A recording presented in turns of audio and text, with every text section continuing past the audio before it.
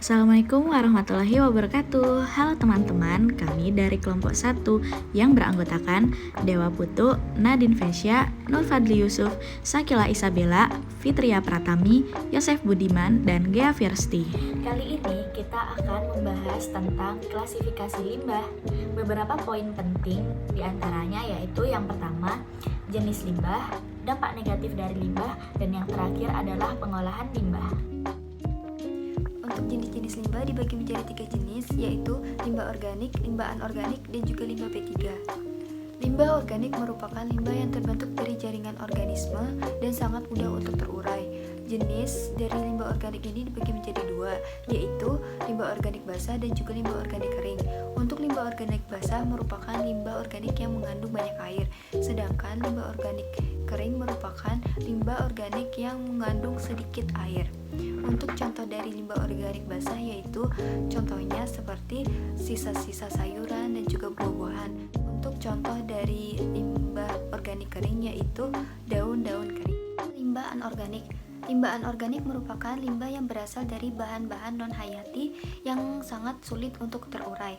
Untuk jenis limbah anorganik dibagi menjadi 2 jenis, yaitu limbah anorganik keras dan juga limbah anorganik lunak. Limbah anorganik kasar merupakan limbah yang mempunyai kandungan bahan sangat sulit untuk terurai. Contohnya seperti pecahan keramik, lalu limbah industri baja.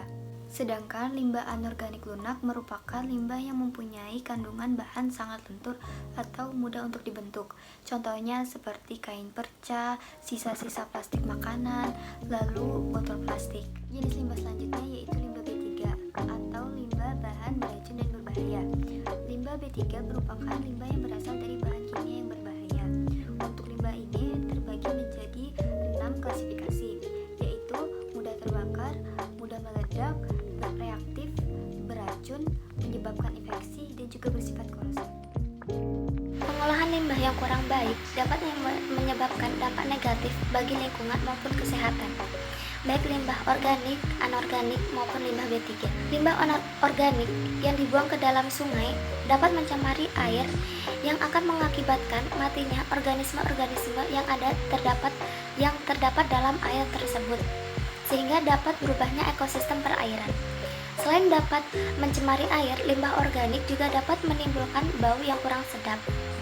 Limbah anorganik juga dapat menyebabkan berbagai dampak negatif, seperti masalah kesehatan. Sebagai contoh, sampah anorganik seperti kaleng atau botol yang terisi air hujan, maka dapat menjadi tempat untuk perkembangbiakan nyamuk. Jika jenis nyamuk yang berkembang biak yaitu jenis nyamuk yang berbahaya seperti demam berdarah, maka dapat meningkatkan risiko gangguan kesehatan. Selain masalah kesehatan, juga dapat menyebabkan dampak terhadap lingkungan. Sebagai contoh, jika sampah anorganik dibuang ke sungai, maka dapat menyebabkan penumpukan, sehingga akan mudah terjadinya banjir akibat aliran sungai yang tersumbat. Sama seperti limbah organik dan limbah anorganik, limbah B3 juga memiliki dampak yang negatif, bahan berbahaya dan beracun. Pada umumnya limbah industri, baik berupa gas, cair, maupun padat, yang mengandung berbagai macam unsur logam berat yang beracun sehingga dapat membahayakan kesehatan, lingkungan hidup, serta kelangsungan manusia maupun makhluk hidup lainnya. Untuk limbah organik dapat dilakukan beberapa cara pengolahan, diantaranya sebagai pakan ternak. Sampah organik yang berupa sayur-sayuran maupun sisa-sisa makanan dapat digunakan sebagai makanan ternak. Juga dapat diolah sebagai pupuk organik dengan memanfaatkan aktivitas mikroorganisme seperti bakteri, jamur, hamir maupun cacing. Selain dapat mengurangi limbah organik, cara ini juga dapat menghasilkan pupuk yang tidak merusak lingkungan. Juga dapat diolah menjadi biogas. Proses pembusukan sampah organik dapat menghasilkan gas-gas yang dapat digunakan sebagai bahan bakar biogas. Selanjutnya untuk limbah anorganik, pengolahan limbah dapat dilakukan dengan cara reuse atau penggunaan kembali, seperti memakai kertas yang masih kosong untuk keperluan menulis. Kemudian reduce atau pengurangan, seperti memilih produk dengan kemasan yang bisa didaur ulang.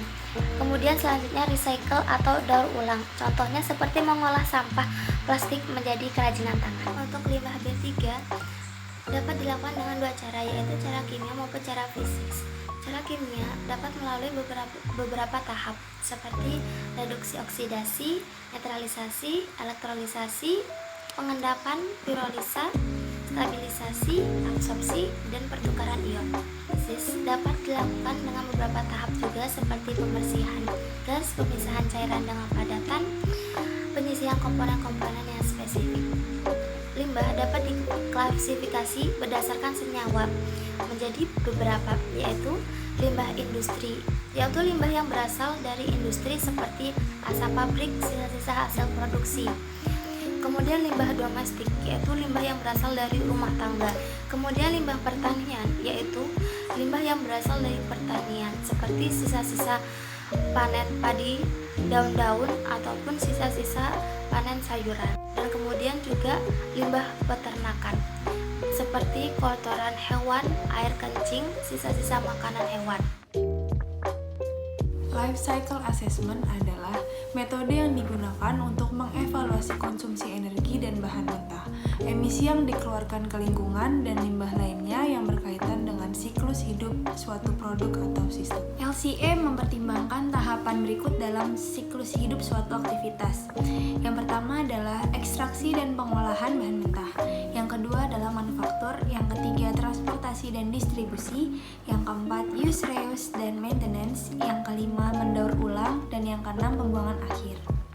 Metodologi LCA distandarisasi oleh serangkaian standar ISO dan mencakup tahapan berikut. Yang pertama, goal and scope definition. Yang kedua, inventory analysis.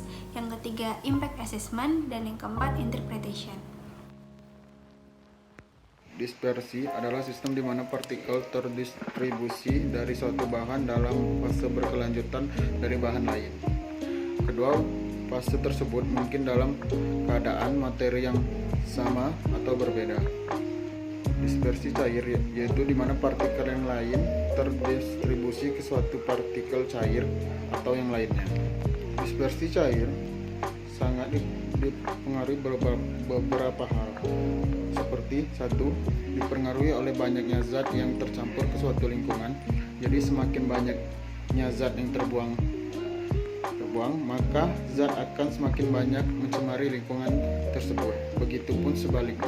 Yang kedua, dipengaruhi oleh kecepatan arus suatu perairan jika itu mencemari suatu perairan atau lautan. Semakin cepat arus perairan, maka semakin cepat pula perairan itu tercemar oleh zat.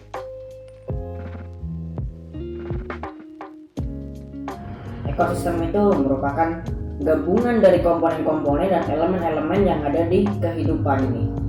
Contohnya, ada ekosistem air, ada juga ekosistem hutan, ada juga ekosistem rawa. Gabungan dari ekosistem-ekosistem tadi itu akan membentuk suatu komponen yang disebut dengan lingkungan. Masalahnya itu adalah dalam bentuk pencemaran lingkungan. Ya, pencemaran lingkungan itu terjadi apabila suatu lingkungan sudah tidak mampu lagi menampung dan mensirkulasi segala kapasitas yang ada di dalamnya. Jadi secara umum pencemaran lingkungan itu dibagi menjadi 3 bagian. Yang pertama adalah pencemaran tanah, pencemaran air, dan pencemaran udara. Upaya apa sih yang bisa kita lakukan gitu untuk bisa mengatasi dari adanya pencemaran lingkungan tersebut? Mungkin kalau misalkan bidangnya tanah, kita bisa melaksanakan namanya pemberian berkala gitu, kerja bakti. Dan juga kalau adanya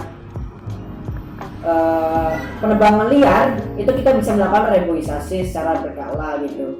Dan juga menerapkan peraturan pemerintah supaya mereka itu jerak dengan adanya pembuangan sampah. Kalau di air, mereka tidak membuang limbah sembarangan gitu. Jadi mereka usahakan pada pabrik baik itu darat, baik tanah, air maupun udara, mereka punya suatu filter atau suatu sistem pembuangan.